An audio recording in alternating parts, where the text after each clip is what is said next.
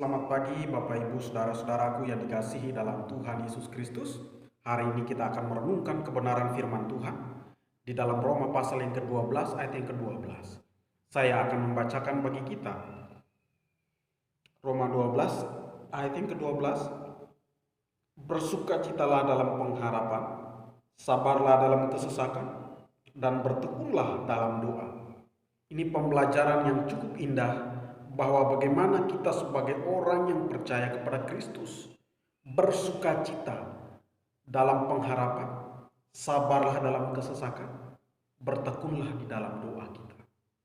Bapak Ibu Saudaraku, bahwa kalau kita melihat dalam pembacaan di dalam surat Roma, bahwa di pembelajaran dan ayat 1 sampai dengan ayat yang ke-8 itu berbicara tentang persembahan yang benar.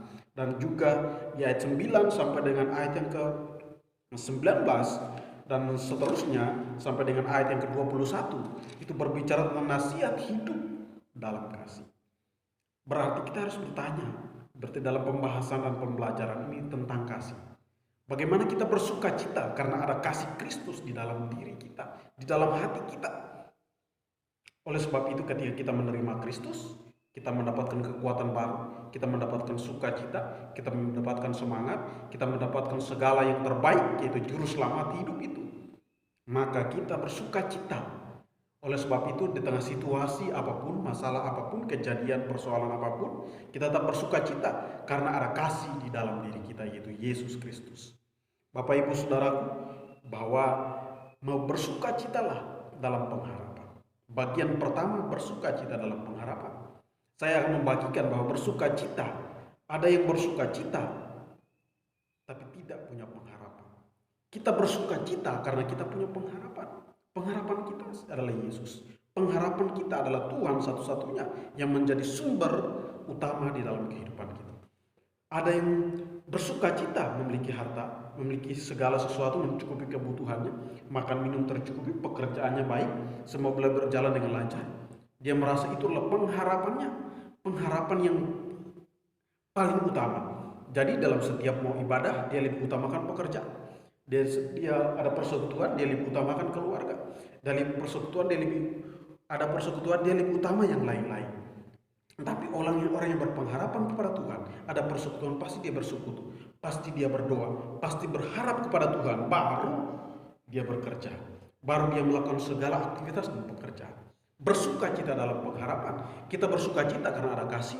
Pengharapan kita hanya kepada Kristus, bukan segala sesuatu yang ada di luar daripada Kristus. Dan yang kedua, sabarlah dalam kesesakan. Bapak Ibu, kesabaran itu adalah bagian terpenting dalam kasih. Kasih itu sabar, kasih itu murah hati, kasih itu tidak sombong, kasih itu tidak membanggakan diri, dan berbagai macam kasih yang disampaikan di dalam surat Korintus. Bapak Ibu Saudara-saudaraku yang dikasihi dalam Tuhan, kalau kita melihat pembacaan ini, sabarlah. Orang yang sabar adalah orang yang diberkati Tuhan. Orang yang sabar adalah orang yang bijaksana. Orang yang sabar adalah orang yang hidupnya di dalam kasih Kristus. Kesabaran terutama kita tidak sabar dalam situasi seperti ini. Kapan cepat berakhir, kapan cepat berlalu.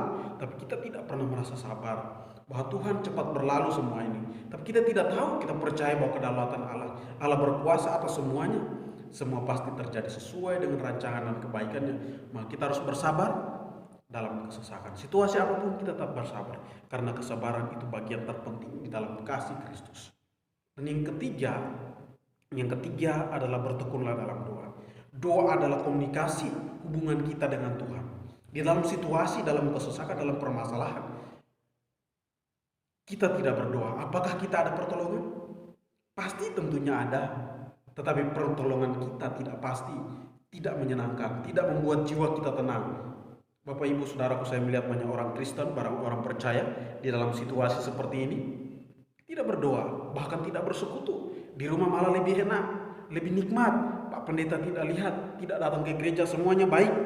Dan itu membuat kita bahwa kita hanya dilihat oleh manusia. Banyak orang tidak berdoa, tidak memaksimalkan persekutuan bersama keluarga. Karena apa? Ini Tuhan mengembalikan semua rancangan bahwa gereja dulu adalah di rumah-rumah, sinagog atau di oikos-oikos, di tempat-tempat di mana orang beribadah. Di mana awal mula gereja itu ada. Itu adalah persekutuan-persekutuan di rumah-rumah, sinagog. Dan itu menjadi penting bagi kita bahwa sebagai orang percaya, persekutuan gereja yang semestinya adalah iman kita pada Kristus. Orang-orangnya yang bersekutu di rumah, mulainya dari diri sendiri, dari rumah, dan juga kepada persekutuan yang besar, kepada orang-orang yang ada di dalam persekutuan gereja dan juga ada di luar daripada Kristus.